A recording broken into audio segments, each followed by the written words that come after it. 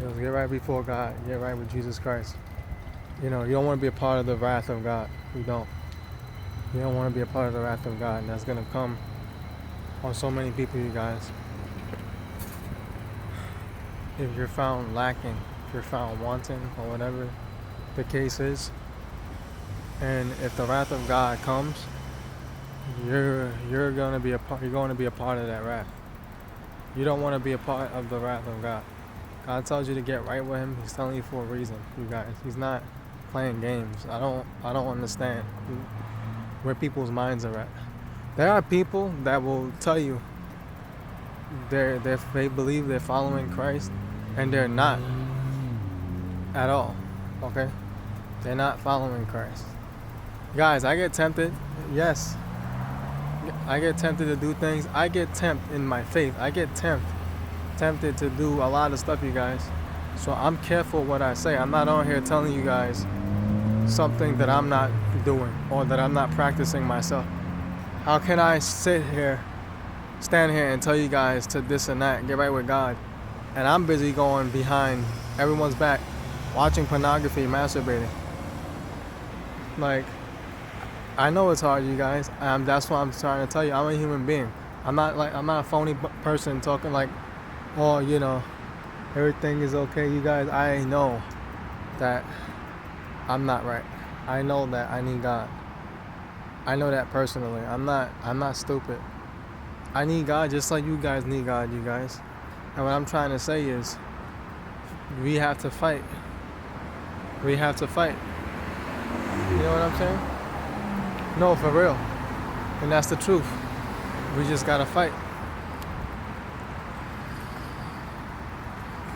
We have to fight. There's no other way out of this. We gotta fight. That's it. We gotta fight. I get tempted. You got people that love Christ. They seriously love Christ, but they're just in anger. They have anger and hatred, but they still love Christ, and they're fighting. They say they die. They'll die in their anger, but they'll still die with Christ and live it in their heart. You see that? You see how crazy that is? That's insanity. While a person, meanwhile, is going to church, you think they're right with God when they're not. While a person admits they're not right, he's not right with God.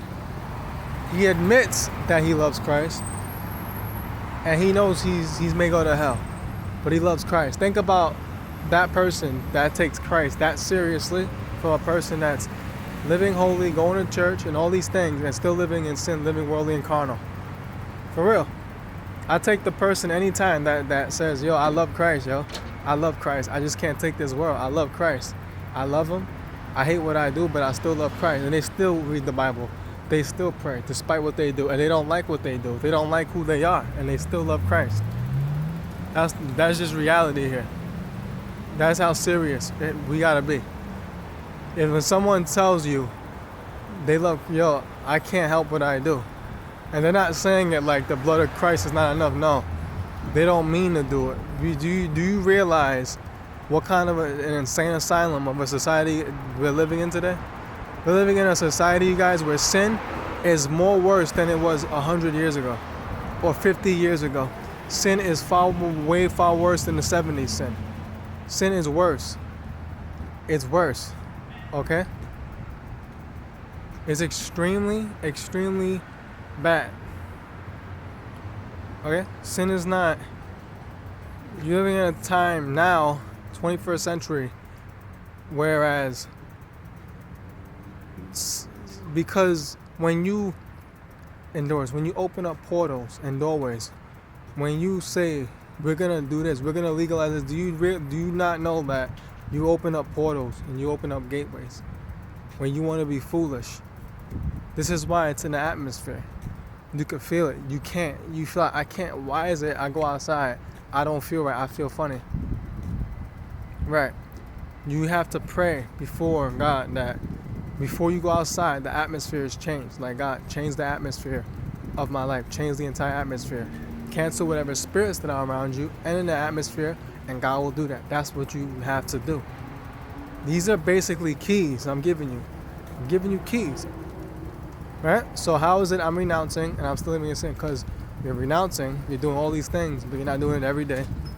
You're renouncing, but you're not asking for a change of atmosphere. You have to cancel the assignments of the enemy in the atmosphere, in your home, in your house, so that when you go out there, all right, I renounced, but why do I still feel funny? The atmosphere, you're not praying. You're not even declaring your day. You're not praying. You're not doing none of that.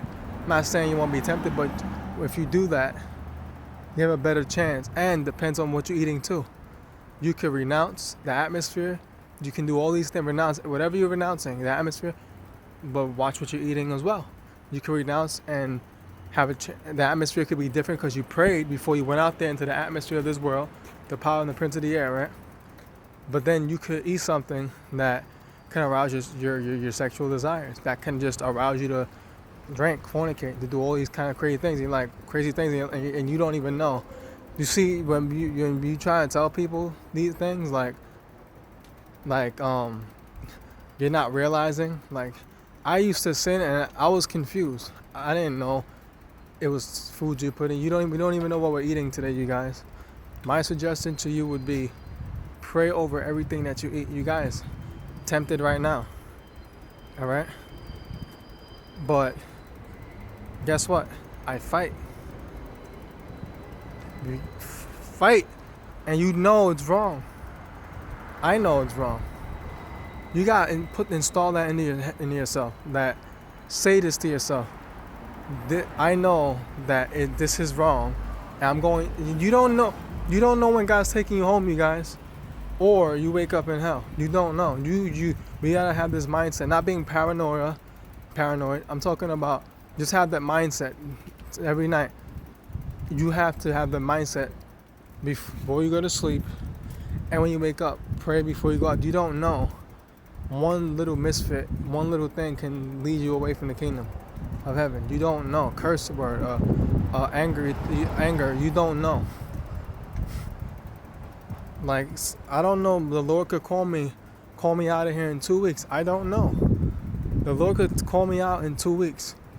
He's coming home. I don't know.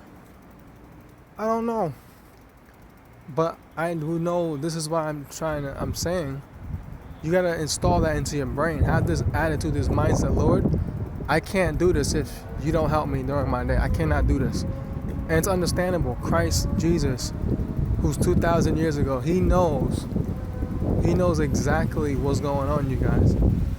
This place is evil, demonic. You see spirits, you see shadows, you see things that are not even, or you think it's not there. You see things and you're like, and you know what it is. You know you're not crazy. You know what's going on. You know the kind of frequencies they have out here, the mind control, the program. You know all about that.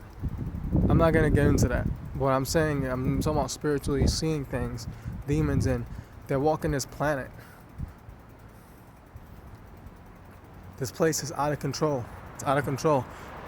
You see it in people. There's no question about it. Anybody that goes into an atmosphere like a beach area, where you got perverted, sick people going to an atmosphere where you know yourself, right in front of you, it's in plain sight. Sodomy in plain sight. Homosexuality in plain sight. Filthiness in plain sight. This stuff is in plain sight. This is not, you don't have to word it anymore. You don't have to word anything. Smack a label on it. It's in front of you. It's everywhere. It's right in front of your face. I don't have to sit there and be like, listen, and name whatever. I don't have to name it. Filth, sodomy, it's in plain sight.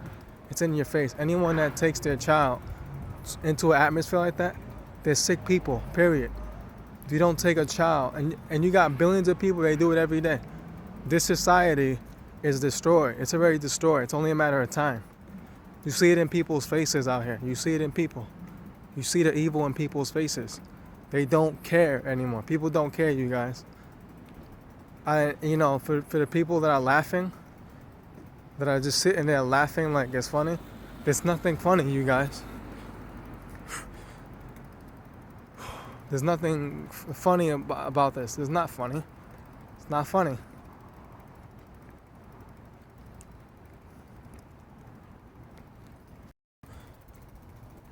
I don't have to word it.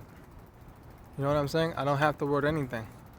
You're not, you're going to point your finger and say, yo, look, that person, you're naming what the person is or what they're doing. Are you kidding me or what? People know what they're doing. People know what they're doing out here. People are not dumb. It's just when you come out and you tell them, why are they getting mad now? Well, because they know what they are. That's why. It's not a game. It's not a game. It's not playing a game. It's not a game. No more. It's not a game anymore, people. It's not a game at all. It's not a game, period. Never was a game. It's not a game now. Wasn't back then. It's not now. Okay? It's not.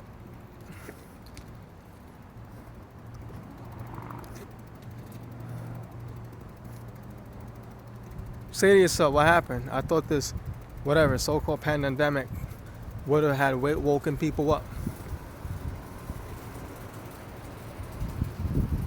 Wake who up, you guys? Jesus came and died. If you had all the catastrophes the past 2,000 years and people, it's not enough for people. The warnings, the written word of God, heaven and hell, that's not enough for people. That's how you know this flesh is disabled.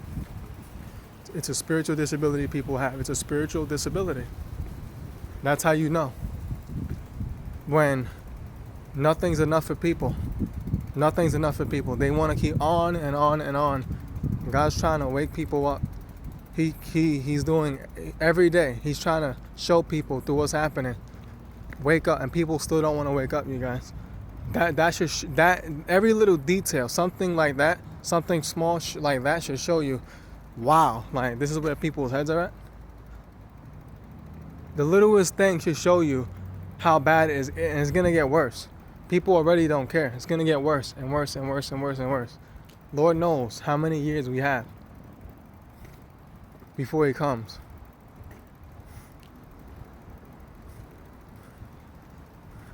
He's trying to wake people up. Now, are people? Yeah, there are a few people coming out of it strongly. Not many though. All the billions of people right now are cursing God. They're possessed. People naked, showing their pricks. Okay, in the streets, in front of little kids, naked. And if you mention this to someone, people want to play either stupid, like they don't know what you're talking about. What are you talking? What do you mean by that? When they know full well what you're talking about. They know exactly what you're talking about. They know exactly what I'm talking about. It's a shame. It's disgusting. It's a shame before God. It's a shame before God. It really is. It's a shame before God how people's minds could be this destroyed. It's not, like I said, there's no wording anymore. People know what they're doing. Okay, you go to a beach area of let's say 50,000 people or whatever.